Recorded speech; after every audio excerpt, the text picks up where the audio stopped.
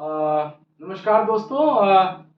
जैसा कि आपको पता है कि हम लोग 1 तारीख से 1 अप्रैल से कंटिन्यू इस अम्बेडकर माह को ध्यान में रखते हुए, चूंकि 1 तारीख से लेकर के और 30 अप्रैल तक डॉक्टर अम्बेडकर माह के रूप में मनाया जाता है। इस समय में बहुत सारे महापुरुषों का जन्म हुआ है और इसमें जो इस यूट्यूबर में कंटेंट के रूप में हम लेकर आना चाहते हैं वो भारत का संविधान है। जैसा कि आपको पता है कि कल जो हम लोगों ने इसमें वीडियो डाले हैं वो भारत के संविधान से संबंधित था और उसका भाग 1 था। आज जो हम बात करेंगे वो बात करेंगे भारत के संविधान की भाग 2 की, जिसकी की जो टाइटल है वो है सिटीजनशिप, नागरिकता। और कल हमने जो बात की थी वो संविधान के भाग 1 की थी, जिसका की title the union and it's territory था और उसको हिंदी में संघ और उसका राज्य क्षेत्र कहते हैं, जिसका कि अनुच्छेद 1 से लेकर के और 4 तक का वर्णन कल हम लोगों ने किया, जिसमें हमने बताया आपको कि संघ का क्या नाम होगा, क्षेत्रों का विभाजन कैसे किया जा सकता है, उनका वर्गीकरण कैसे किया जा सकता है, उनके नामों में परिवर्तन कैसे किया जा सकता है, कोई 2 राज्यों को एक राज्य में कैसे सम्मिलित किया जा सकता है।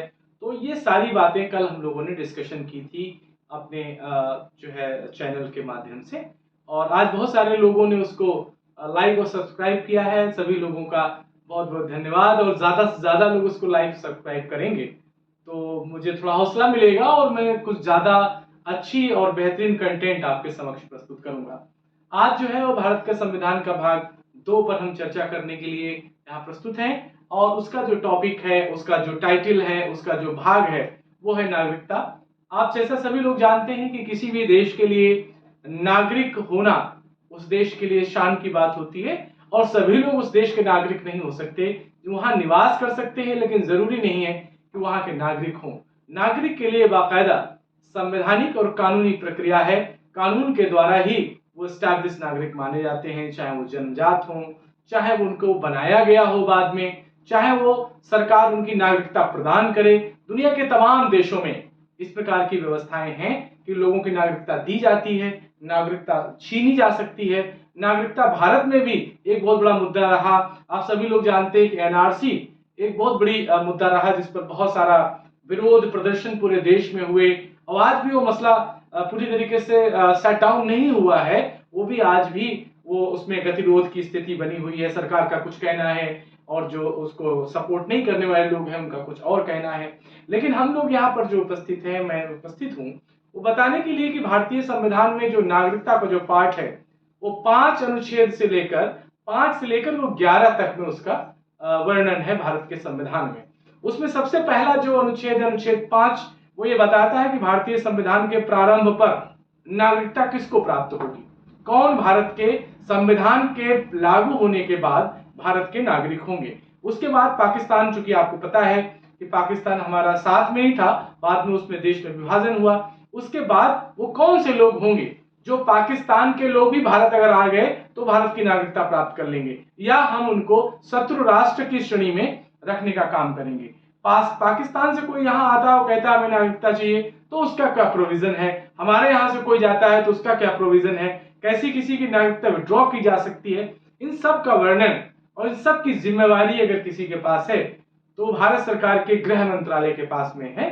गृह मंत्रालय में बाकायदा एक डिपार्टमेंट है जिसको हम सिटीजनशिप डिपार्टमेंट कहते हैं। उसका यही काम है कि भारत में रहने वाले लोगों की नागरिकता इंश्योर करना, और जो विदेशी है अगर भारत में रह रहे बहुत वर्षों से तो कितने दिन तक रहें और कैसा उनका आचरण हो तो हम उनको नागरिकता दे सकते हैं। उसके अलावा भारत के बाहर रहने वाले भारतीय अगर वो भारत की नागरिकता लेना चाहते हैं तो उनको किस प्रकार से हम नागरिकता देंगे, क्या उनको हम अप्रवासी भारतीय ही मानेंगे या हम उनको नागरिकता प्रदान कर देंगे। इसके संदर्भ में पूरा वर्णन है अनुच्छेद 8 में। 9 में यह है कि विदेशी राज्य की नागरिकता स्वेच्छा से हम कैसे गिव अप कर सकते हैं या प्राप्त कर सकते हैं। एक बहुत बड़ा इश्यू है।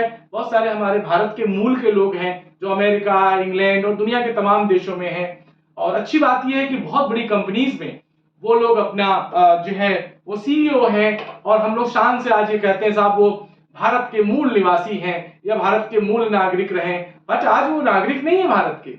लेकिन उनके फोर फादर्स यहाँ पर रहे हैं, तब भी हम प्राउड फील करते हैं कि साहब यहाँ से गए और वहां रह रहे हैं। आज दुनिया के तमाम देशों में राष्ट्राध्यक्ष हमारे हो गए। अभी आपने देखा होगा ब्रिटेन में वहां के जो प्रधानमंत्री बने हैं वो भारतीय मूल के हैं। तो ये गौरव की बात है। अनुच्छेद 11 बताता है नागरिकता के अधिकारों का बना रहना, किस प्रकार से अधिकार हमारे बने रहेंगे या हम कंटिन्यू कर सकते हैं। ये एक बहुत बड़ी समस्या है, बांग्लादेश के शरणार्थियों को लेकर बहुत बड़ी समस्या है। असम में इसको बहुत ज्यादा ट्रीट किया गया है, देखा गया है, परेशानी हुई है और भारत में भी इनको ढूंढा जा रहा है। उसी प्रकार से अनुच्छेद 11 कहता है कि संसद द्वारा अधिकारिता नागरिकता के अधिकार को विधि द्वारा किस प्रकार से निश्चित किया जा सकता है। उसके लिए नागरिकता अधिनियम 1955 है, जिसमें ये सारी वर्णन, उसको बहुत बार कई बार उसको अमेंडमेंट भी किया गया, कई बार उसको अमेंडमेंट किया गया, लेकिन आज जो सिनेरियो बना हुआ है वो कहीं ना कहीं 2015 का जो है संशोधन वो अभी भी अटेंड है और अभी भी सरकार इस पर कोशिश कर रही है कि हम इसको 2003 में कैसे अमेंड करें, नया एनआरसी आया वो कैसे हो। तो ये बहुत सारे इश्यूज हैं, क्योंकि हम बहुत ज्यादा बड़ा वीडियो भी नहीं बनाएंगे, आपको थोड़ा थोड़ा कंटेंट करेंगे, लेकिन ये विश्वास करिए कि आपको बेहतरीन मजा आने वाला है आने वाले समय में और बहुत ज्यादा नॉलेज गेन होने वाली है। तो आज जो हम लोगों ने आपसे बात की है वो बात यह है कि भारतीय संविधान में संविधान का भाग 2 का अनुच्छेद 5 से लेकर 11 तक में नागरिकों के संदर्भ में क्या बातें कही गई हैं, इसके बारे में हम लोगों ने आपको हमने कुछ बताने का प्रयास किया है। आप सब लोग हमारे साथ जुड़े, आपने टाइम दिया, आपने देख रहे हैं वीडियो मेरे, तो इसके लिए बहुत बहुत धन्यवाद। मैं हूं डॉक्टर धीरेन्द्र कुमार दोहरे। Thank you very much, thank you, धन्यवाद।